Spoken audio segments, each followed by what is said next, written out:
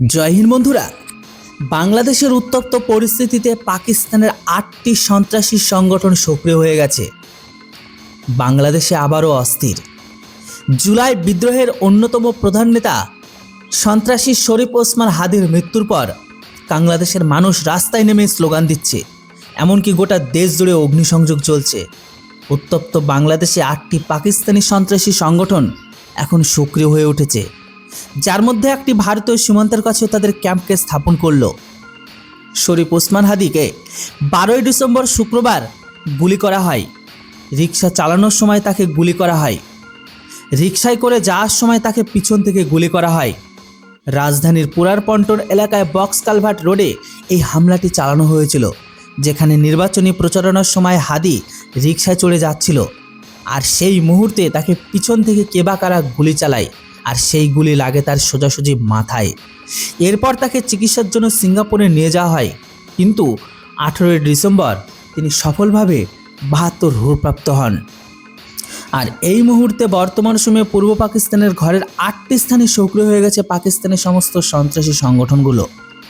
বর্তমানে উত্তপ্ত বাংলাদেশ যখন ভীষণভাবে চলছে, তখন উদীয়মান তথ্য অনুসারে বাংলাদেশের 8টি স্থানে পাকিস্তানি সন্ত্রাসী সংগঠন সক্রিয় হয়ে উঠল।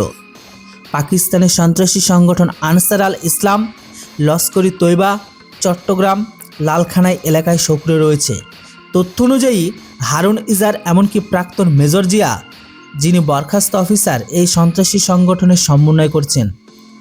আনসার আল ইসলামকে আল কায়দা এমনকি ওসামা বিন লাদেনের সাথে সরাসরি যুক্ত বলেও জানা গেছে। এমনকি এই সংগঠনের বিরুদ্ধে সন্ত্রাসী হামলার পরিকল্পনা, অর্থায়ন, অস্ত্র সরবরাহ ও পরিচালনার অভিযোগ রয়েছে। আনসার আল ইসলামের মূলত উত্তর ও উত্তর পূর্ব ইরাক সক্রিয়। বর্তমানে তথ্য অনুযায়ী এই সংগঠনটি এখন বাংলাদেশেও সক্রিয়।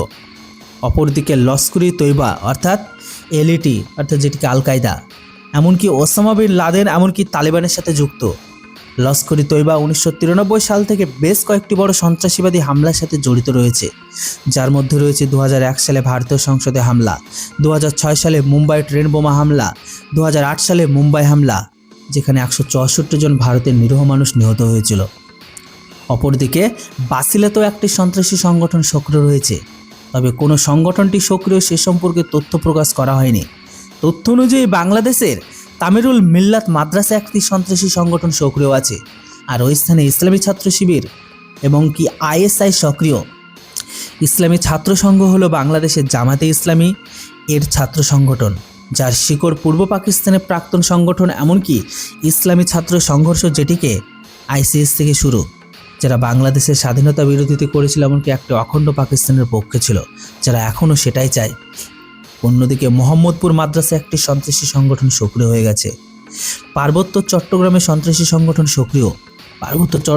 পার্বত্য চট্টগ্রাম অঞ্চলে ভারতের ত্রিপুরা, মিজোরাম এমনকি মায়ানমার উভয় সীমান্তবর্তী অঞ্চল রয়েছে। অন্যদিকে জামাতুল আনসার ফিল হিন্দাল নামে একটি সংগঠন ওই এলাকায় সক্রিয় হয়ে গেছে। এটি সামিন মাহফুজ দ্বারা সমর্থিত, যিনি 5ই আগস্ট 2024 সালের পরে মুক্তি পেয়েছিলেন। আনসারের যোগসূত্র রয়েছে এখানেও। বাংলাদেশের শীর্ষস্থানীয় আল কায়দা সমর্থিত জিহাদি সংগঠন জামাতুল আনসার ফিল হিন্দাল সার্কিয়া, যেটার সংক্ষেপে নাম হচ্ছে JFHS, এর প্রতিষ্ঠাতা সামির মাহফুজকে 2023 সালে জুন মাসে গ্রেপ্তার করা হয়।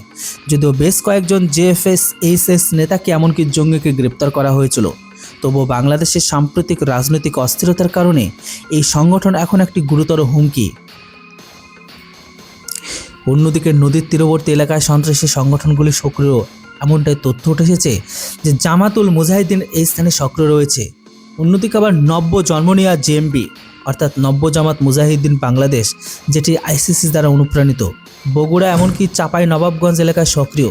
এটি বাংলাদেশের ইতিহাসে সবচেয়ে সহিংস চরমপন্থী গোষ্ঠী হিসাবে চিহ্নিত।